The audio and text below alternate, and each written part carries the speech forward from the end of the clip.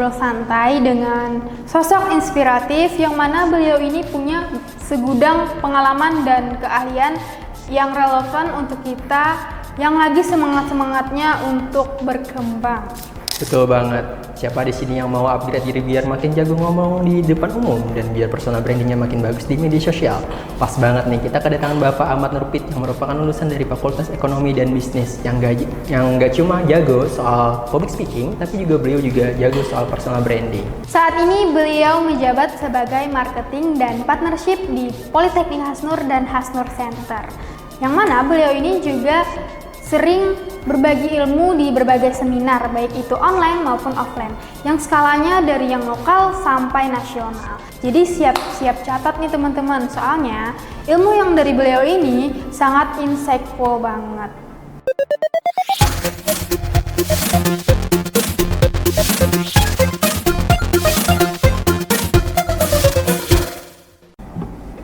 Selamat datang kembali di 12 Pixel bersama aku Afi Dan aku Anton. Kali ini kita kedatangan tamu yang nggak hanya jago di bidang bisnis, tapi juga jago dalam bidang personal branding dan public speaking. Halo Pak Nurpit, gimana kabarnya Pak? Alhamdulillah sehat. Jadi di sini kami ingin nanya nih Kak, kan banyak orang yang bilang membangun personal branding itu sangatlah butuh effort dan sulit. Jadi menurut Kakak nih, gimana tips untuk membangun personal branding yang baik? Untuk tips paling awal sebenarnya kita harus mengenal diri kita sendiri dulu. Ya, secara utuh lah kita mengetahui apa kekurangan kita, kelebihan kita. Dan mengenal diri itu tidak langsung dalam satu malam atau mungkin satu minggu, tapi dalam perjalanan. Nah, nanti pada saat kita sudah mulai mengetahui siapa diri kita mulai juga untuk tingkatkan diri kita atau bangun self development kita di semua bidang kalau bisa. Sampai nanti ketemu keunikan atau apa nih sesuatu yang memang kita ahli di situ atau cukup paham lah. Nah, sampai nanti suatu titik ada beberapa bidang yang memang bisa kita tingkatkan lebih atau kita improve lah lebih tinggi. Nah, bidang itu nantinya yang bisa menjadikan kita sedikit lebih beda dibandingkan orang lain dan itu menjadi efoklis lah di kepala orang atau yang membuat kita itu menjadi ranking 1 bahasanya ya. Pada saat orang misalkan nyari MC siapa nih yang bagus, keinget kita misalkan. Nah, itu sih kalau misalkan tipsnya kita dari perjalanannya gitu. Oke, ternyata personal branding dan public speaking itu sendiri di awalnya itu harus mengenali diri sendiri dulu ya Pak. Betul. Bagaimana kita mengenali diri sendiri dulu, bagaimana terus ketika kita sudah mengenali diri sendiri, baru kita bisa membuat sesuatu yang unik di dalam diri kita, lalu kita bisa menuangkannya kepada orang lain gitu ya. Iya, dan sedikit berbeda sebenarnya kalau kita membicarakan soal public speaking. Karena kalau public speaking itu betul-betul harus dilatih. Karena pembicara yang hebat bukan dilahirkan kan, tapi memang dilatih. Dan melatihnya pun tentunya kita akan mungkin awalnya ditertawakan ya atau dijadikan bahan-bahan lucuan. Tapi nggak apa-apa, kita harus punya mental yang mau bertumbuh, namanya juga belajar. Makanya panggung-panggung seperti kita punya kesempatan berbicara di dalam kelas, misalkan pada saat kita sekolah atau kuliah, itu menjadi panggung yang bagus untuk kita mulai belajar melancarkan bicara kita di depan publik. Sampai nantinya mungkin akan belajar lebih detail bagaimana teknis-teknisnya supaya ini jadi lebih menarik pada saat didengar audiens secara banyak.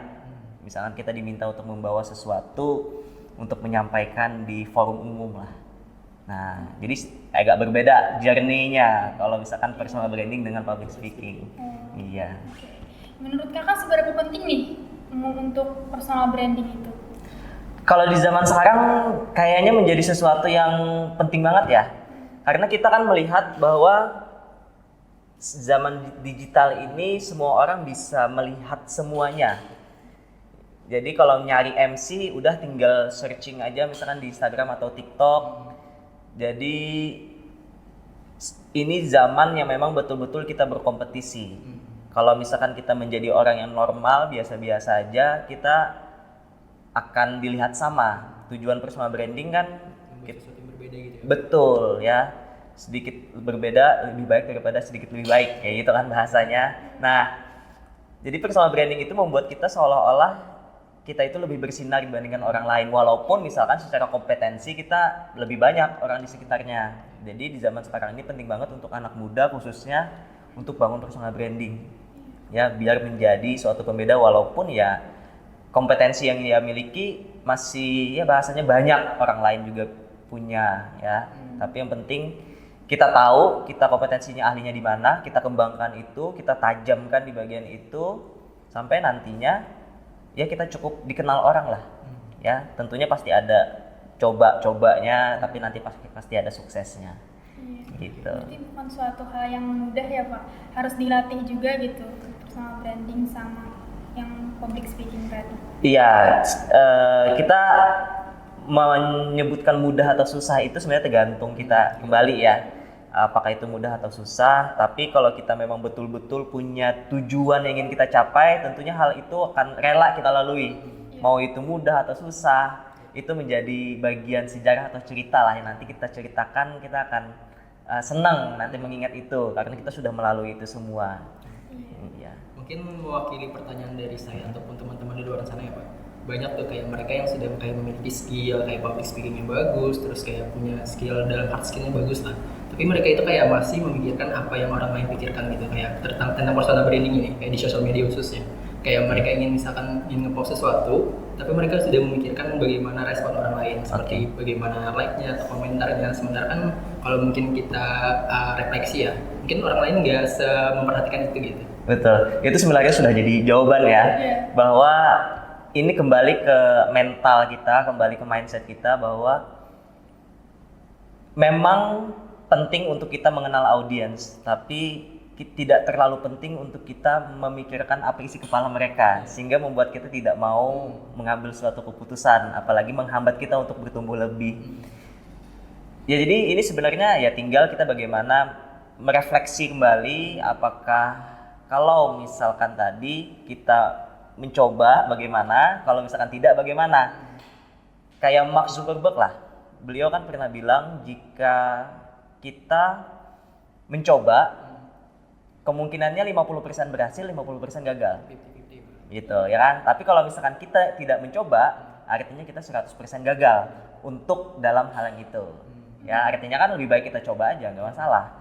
Untuk melihat hasilnya kan nanti gitu. Apalagi pendapat orang, apalagi kita sebagai seorang leaders, kalau kita membahas ya, atau sebagai manusia lah, kita nggak mungkin bisa membahagiakan semua orang.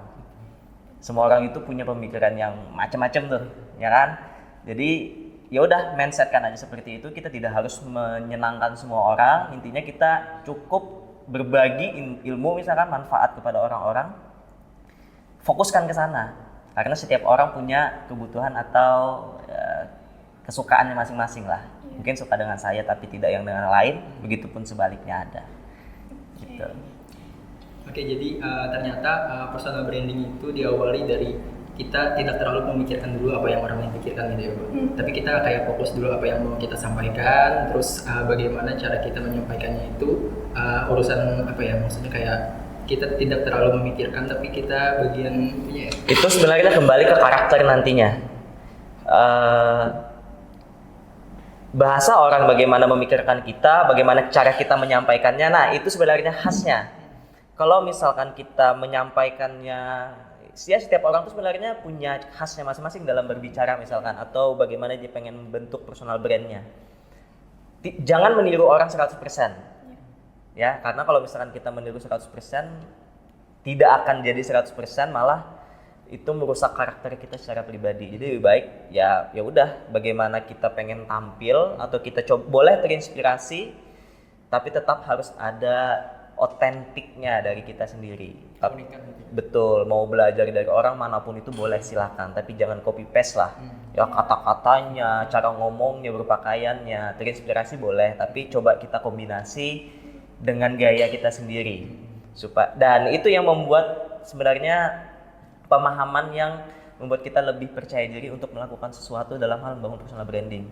Misalkan kita mau posting, aduh ini bakal gimana ya respon kawan-kawan ya, gitu kan. Nah, nggak apa-apa, posting aja dulu.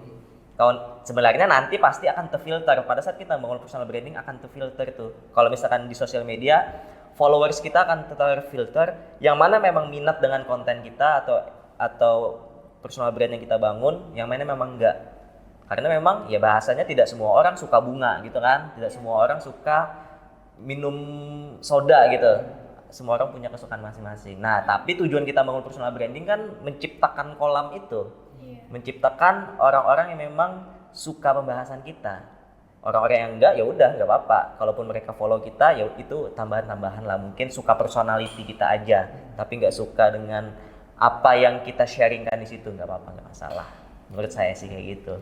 Nah, mungkin berkaitan dengan tadi Pak. Jadi ada misalkan orang yang sedang berproses nih membangun personal branding, tapi mereka dapat komentar-komentar negatif yang membuat mereka itu kayak down, kayak memikirkan itu tuh. Rupanya kayak nggak pede lagi buat ngeposting. Saya punya teman dulu dan kata-kata ini selalu saya ambil, pokoknya ini bagus banget. Jadi katanya motivasi itu ada dua, entah pikiran kita yang terbuka atau hati kita yang terluka. Nah, pikiran kita yang terbuka itu bisa dari mana? Mungkin kita tiba-tiba baca buku gitu ya, atau lihat postingan orang termotivasi, wah ini bagus nih, sehingga kita termotivasi atau bersemangat lah gitu. Nah, tapi ada juga motivasi yang gara-gara tadi komentar negatif, diomongin atau mungkin kegagalannya sehingga buat dia terluka. Nah, itu kan sebuah energi tuh. Motivasi kan energi ya. Bagaimana energi itu kita salurkan ke arahnya yang positif. Rasa nggak enak di dalam hati itu bikin untuk kita belajar lebih, melakukan lebih, memperbaiki apa yang mungkin dikritiknya. Ya, bisa jadi kan kritiknya itu memang betul, yang memang harus kita evaluasi dan perbaiki. Itu. Saya juga punya teman dulu waktu saya mulai jualan online di Instagram tahun 2018 ya. Itu zaman-zaman orang yang jualan online itu di Instagram nggak mungkin laku katanya. Itu sahabat saya sendiri, namanya jualan online di Instagram itu nggak mungkin laku. Padahal saya baru mulai 7 hari. Maksudnya kan 7 hari ini bukan proses yang lama, langsung ada pembeli gitu kan. Masih proses nih, diomongin kayak gitu, aduh sakit. Ya kan? Pas sakit tapi mikir, orang lain bisa. Saya cuma masih berproses nih. Jadi nggak usah didengerin dulu, walaupun sahabat ya, nggak usah dengerin dulu, tetap jalan. Akhirnya apa? 1 tahun berjalan, teman itu join belajar. Gimana caranya jualan? Nah, itulah maksudnya kita jangan terlalu makan hati lah dari perkataan orang. Berproses aja demi tujuan kita. Jadi harus fokus sama tujuan kita ya Pak. Nggak mendengarkan komentar-komentar orang lain. Teman kalau misalkan ada. Berarti itu kayak kembali lagi ke diri kita ya Pak. Ketika kita mendapatkan komentar atau kita refleksi dulu gitu, apakah komentarnya benar atau enggak. Betul, jangan juga langsung kita blok ya apa ngomongan dia, tetap kita dengarkan, tapi kita harus diolah tuh. Kan ini bahasanya manajemen emosi nih. Kita olah betul nggak apa yang diomongin. Makanya kalau misalkan masuk jangan langsung ke hati tuh. Gitu ya. Kita pikirin dulu betul, direfleksi ya. Oh, bener aja kata dia nih, misalkan kritiknya harus diperbaiki kayak gitu. Kembali lagi ke respon kitanya bagaimana. Iya, yang kita bisa kontrol kan respon ya. Respon kita terhadap komentar orang. Nah, kan Bapak ini sekarang menjabat di bidang marketing dan partnership di Politeknik Hasnur ya Pak. Tentunya Bapak pasti sudah sering dan berinteraksi sama banyak orang. Nah, bagaimana tuh caranya Pak supaya pede gitu di depan orang, apalagi ya public speaking kan Bapak itu marketing ya, kayak ketemu orang gitu, promosi apa segala macam.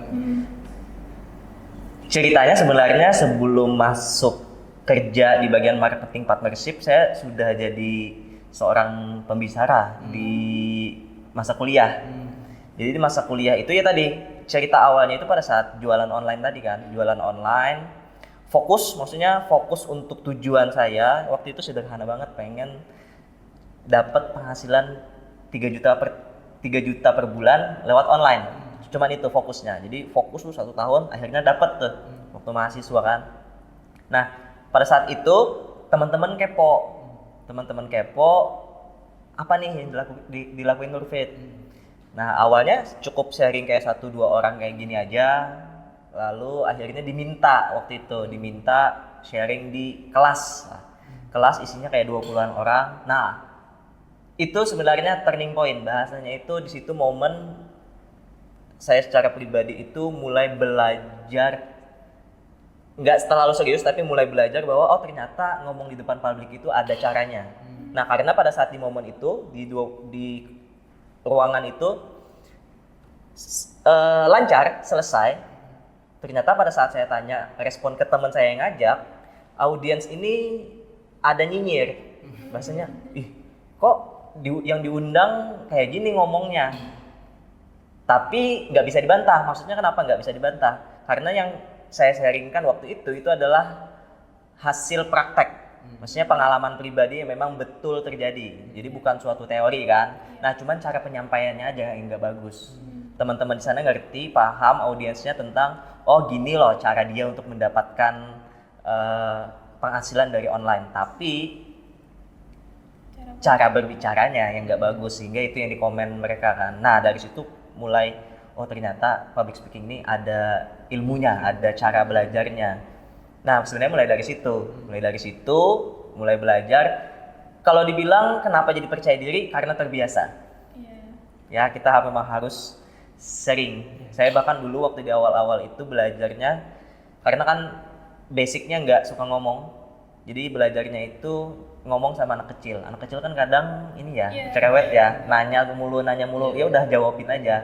Di situ awal mula belajarnya. Nah, dan seterusnya sudah mulai lancar bahasanya itu, memikirkan sesuatu untuk yang diomongkan.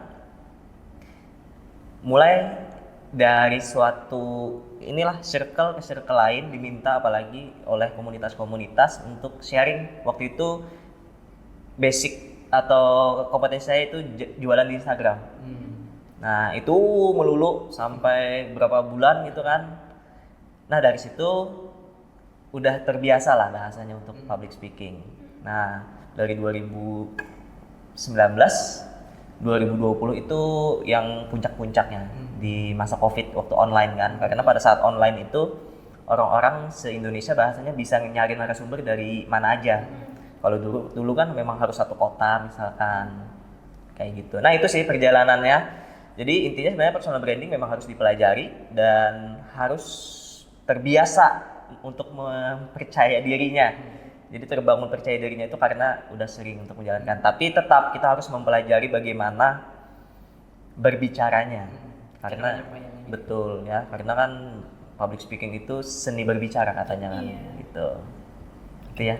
Berarti public speaking itu sendiri dilatih dari kebiasaan-kebiasaan yang sering dilakukan gitu ya, Mbak? Kayak melalui circle yang lebih kecil dulu gitu. Baru ketika kita sudah mulai terbiasa dengan circle itu, kita upgrade gitu dari circle yang ini, terus upgrade lagi ke circle-circle yang lebih besar lainnya gitu ya. Iya, karena sebagai dasarnya kan manusia ini punya fobia, glossophobia, glosso lagi ya. Saya lupa fobianya apa. Intinya adalah fobianya itu kita takut kalau ditatap. Iya, sering gemeter atau gitu ya. Nah, kalau misalkan ditarik mundur katanya dari sejarah bahwa di zaman dulu masih zamannya berburu, kita itu takut di malam hari. Kenapa? Pada saat malam hari itu banyak mata-mata binatang itu bercahaya. Nah, dasarnya dari situ, kemudian sampai sekarang ini ya kita memang takut untuk ditatap oleh banyak orang. Dan itu suatu fobia yang memang bisa sembuh atau hilang sama sekali. Tapi kalau kita berbicara rasa gugup, takut, itu tetap ada pada saat di panggung. Tinggal bagaimana berasa berani kita itu lebih tinggi, mengalahkan gugup dan takut kita. Jangan sampai rasa berani kita itu lebih rendah. Itu intinya pada saat public speaking ya memang suatu wajar kalau misalkan kita merasakan nggak nyaman pada saat di depan. Makanya harus dimulai dari kebiasaan lah. Mungkin mewakili pertanyaan kembali dari teman-teman di luar sana, itu kan kayak ada kepribadian introvert gitu. Kepribadian yang kayak mau ngomong sesama teman aja gitu, interpersonal itu masih malu-malu. Bagaimana kalau public speakingnya? Jadi mereka itu kayak bingung gitu. Kayak aku kalau ngomong sama teman aja bingung gimana ngomongnya, apalagi kalau ngomong di depan umum gitu. Bagus sebenarnya kalau orang itu mengenal dirinya. Yang susah adalah ada seseorang yang tidak kenal dirinya, bahwa dia bilangnya dia nggak tahu dirinya seorang introvert atau extrovert gitu ya. Nah ini bagus kalau dia udah tahu seorang introvert, artinya kan tahu kekurangan dan kelebihannya di mana. Kekurangannya mungkin agak malu nih untuk memulai obrolan. Jawabannya kan pasti ya udah mulai gitu kan.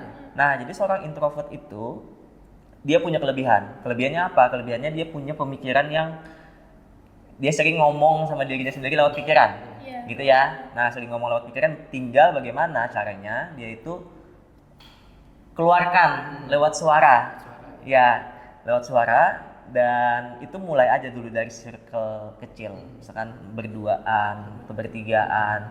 Contoh sederhananya seperti ini, seorang introvert pun seharusnya punya pasti satu teman, ya kan, teman dekat, ya anggap dekat lah, misalkan jalan-jalan kadang sama dia. Nah, itu kenapa dia bisa jadi lebih lancar ngomong pada saat itu, karena ya memang merasa nyaman dengan orangnya. Nah ya udah, berarti pada saat berbicara dengan yang lain munculkan rasa itu, sehingga berbicara ya tinggal bicara aja. Bahkan lebih bagus loh, seorang introvert itu dia punya ekstra pemikiran. Bedanya sama ekstrovert kadang ngomong dulu baru mikir, introvert mikir dulu baru ngomong, gitu ya. Nah jadi mereka punya sistematis dalam berbicara, dan modal public speaking sebenarnya sudah ada dimiliki seorang introvert. Ya, yang mana dia punya abis ini ngomong ini, abis ini ngomong ini, abis ini ngomong ini, dan itu bagus kita bawa di public speaking sebenarnya, ya. Jadi perlulah untuk seorang yang merasa dirinya introvert untuk menyadari itu, dan ya udah mulai untuk belajar perlahan, gak apa-apa, yang penting jalan. Oke, berarti kembali lagi ke diri sendiri ya Pak? Iya. Apapun kepribadian, baik itu introvert atau extrovertnya, tinggal mulai aja gitu, baik dari circle yang lebih kecil atau gimana, nanti lama-lama juga bakal terbiasa gitu. Ya, introvert ya kita bahasakan kan suatu kepribadian, dan kadang setiap orang nggak mesti cuma satu. Introvert kadang jika dibilang ada introvert, misalkan kita dua kepribadian aja ya, introvert sama extrovert.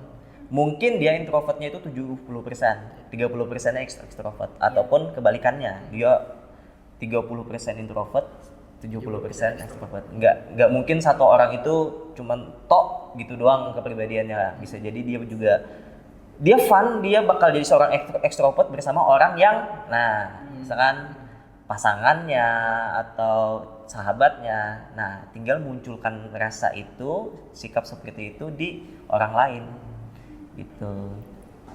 Nih, mungkin nih Kak, kalau misalkan yang tadi seorang ekstrovert itu tadi tuh dia bakal lancar berbicara ketika memang yang dibahas ini yang dia ketahui gitu. Cuman misalkan yang dibahas ini yang tidak dia ketahui, dia bakalan kayak dia begitu.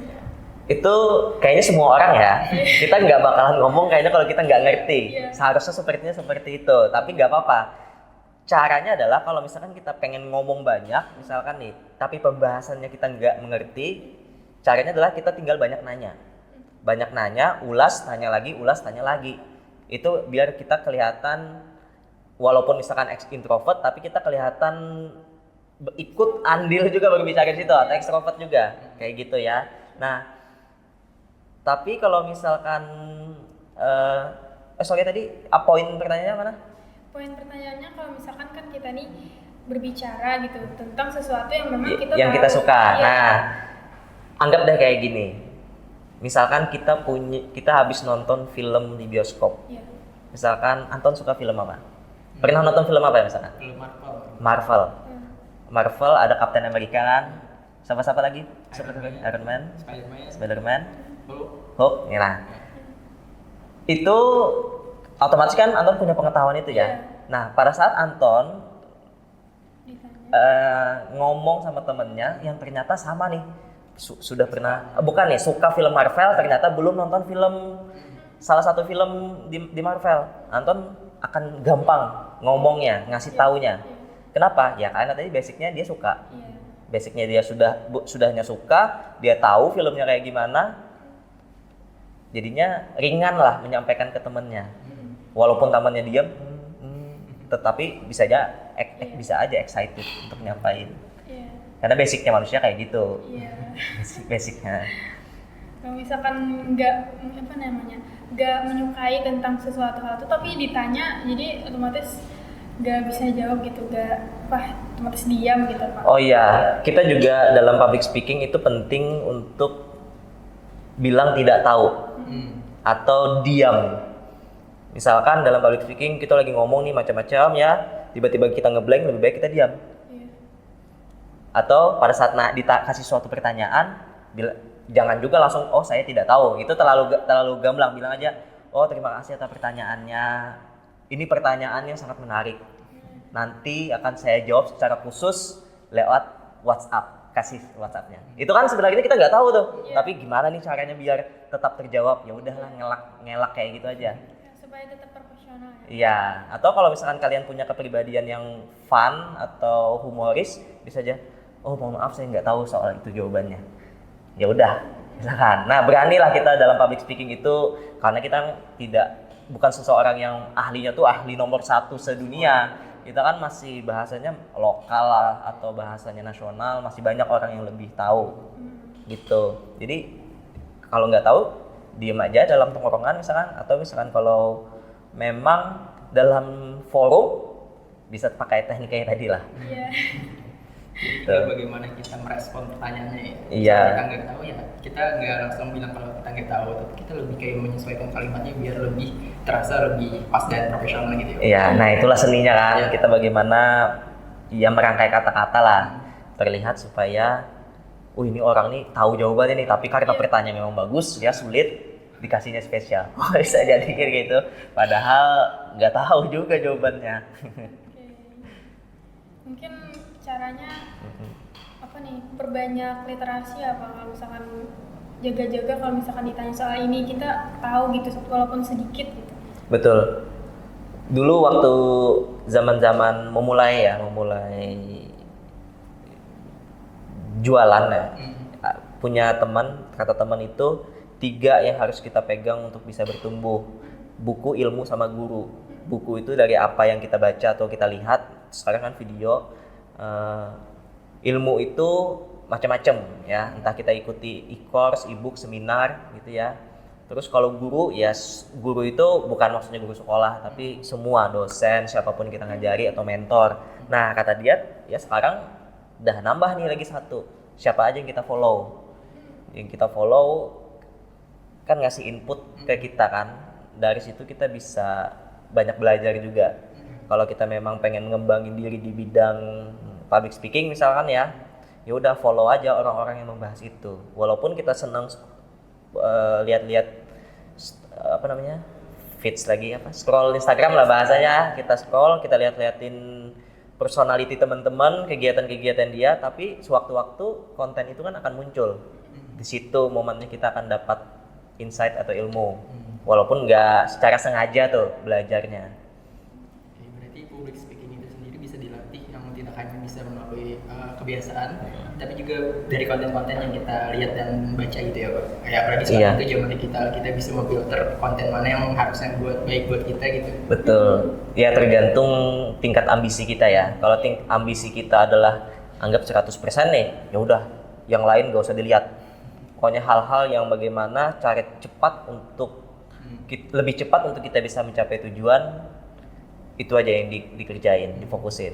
Yang lainnya tinggal dulu misalkan. Nah tergantung level ambisi. Kalau misalnya kita mau santai aja, belajar sambil ya menghibur diri, ya tadi aja cukup scroll kadang-kadang lihat gitu ya. Kalau full kita kadang capek juga belajar full ya. Tapi orang-orang tertentu mungkin punya keterampilan atau kemampuan ya tadi maksimal untuk belajarnya.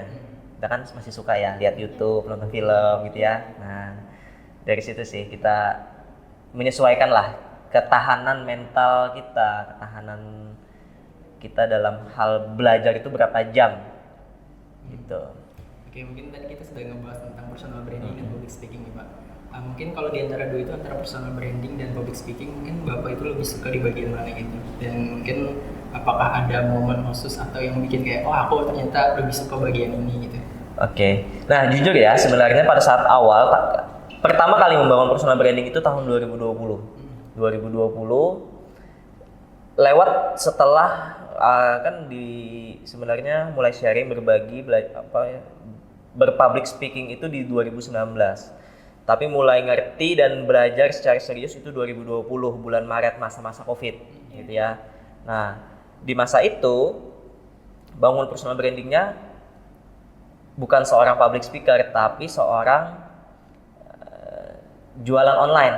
Ada sesuatu yang dijual gitu ya? Ya, intinya adalah penjual online. Brandingnya itu aja, penjual online, ngajarin orang bagaimana menghasilkan lewat online. Itu tagline-nya kan. Itu yang di-share oleh influencer. Suka tapi enggak juga. Jadi ya biasa aja, biasa.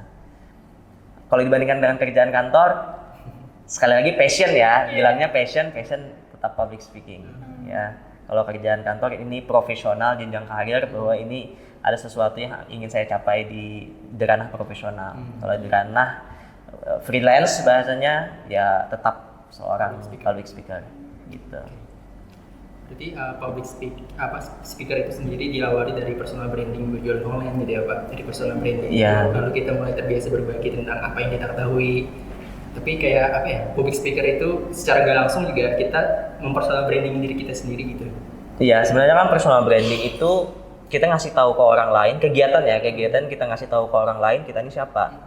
Melalui apa? Melalui apa yang kita miliki saat ini atau yang akan bisa saya bahasakan kayak gitu.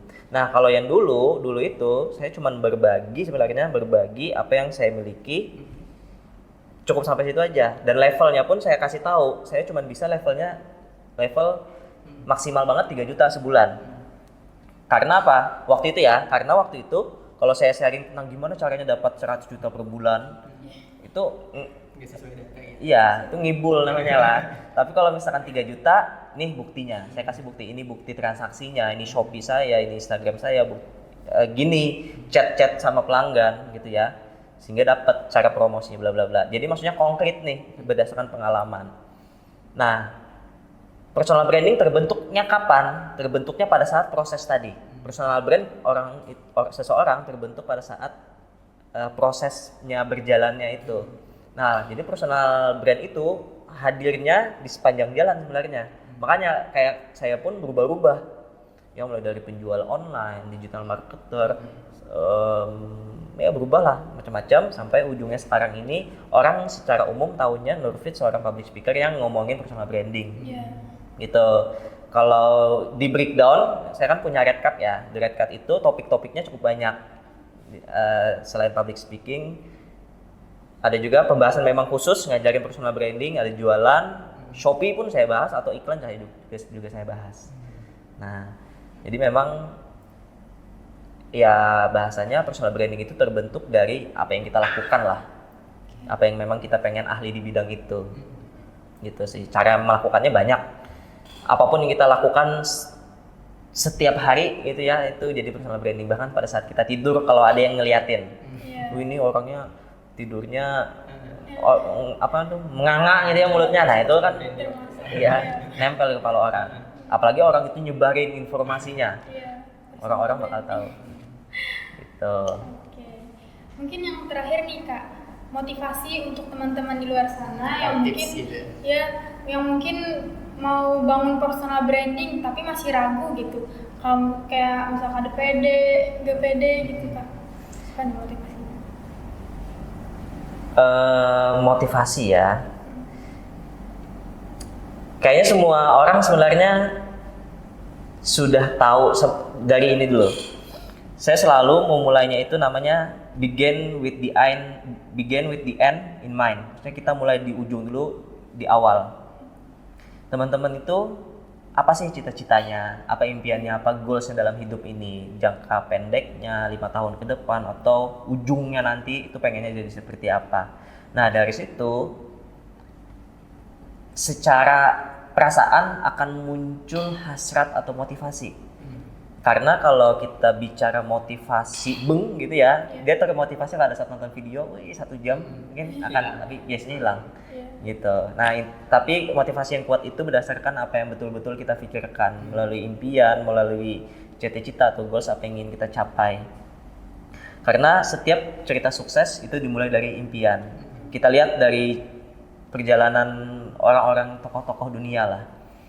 Dia punya visi yang jelas, pengen jadi seperti apa. Walaupun awalnya langkahnya kecil gitu, jadi nggak apa-apa, nggak masalah. Jadi buat teman-teman yang kurang percaya diri, kita cukup ngomongin diri kita apa adanya. kita cuman bisa level kampus, ya udah kita sharingnya level kampus aja. Misalkan bagaimana cara berprestasi di kampus, ya udah sharingkan tentang hal itu. Nanti perlahan-perlahan kita akan naikin skill kita, naikin kompetensi atau prestasi kita, itu yang mulai kita bahas. Ya, walaupun misalkan kita pengen berbagi informasi yang di atas, kita bisa menyampaikannya secara ulasan atau dari yang saya baca. Nah, jadi permainan kata-kata itu penting untuk membuat kita lebih percaya diri untuk memulai personal branding kita. Ya, intinya kan pada saat kita memulai personal branding membuat kita itu lebih mudah sebenarnya menjalani hidup. Karena apa? Brand itu membuat orang-orang yang datang, bukan kita kayak sales atau promosi lah. Brand itu membuat kita mudah. Kenapa? Karena kita udah dikenal, pada saat orang nyari sesuatu, keinget kita, mereka yang datang ke kita. Ya, jadi nggak lagi kita tuh yang nawarin. Nah, jadi personal branding ya memang akan mempermudah hidup kita jadinya. Dari kita yang mungkin diam-diam aja, tiba-tiba ada yang ini file kah untuk ngisi seminar, misalkan untuk jadi MC atau jualan kita apa, gitulah. Intinya dalam personal branding, don't be same, be better. Itu tidak tepat ya.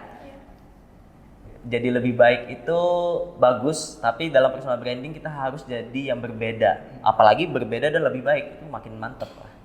Ya, jadi intinya buat teman-teman semua, yang paling awal pertama adalah kita tahu kita pengen mencapai apa, tujuan kita apa, cita-cita apa, impian lah yang membuat kita mau keluar rumah pada saat harinya hujan deras, badai, tapi kita mau keluar rumah karena ada sesuatu yang ingin kita tuju.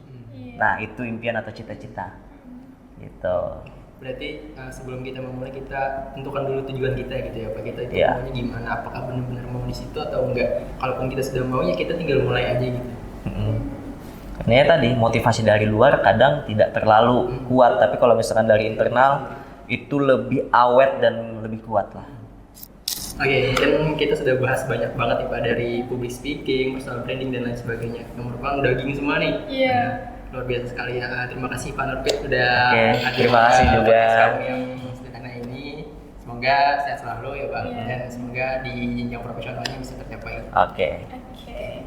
Baik teman-teman, jangan lupa nantikan lagi episode kami selanjutnya di channel YouTube 12 Pixel. Jangan lupa like, komen,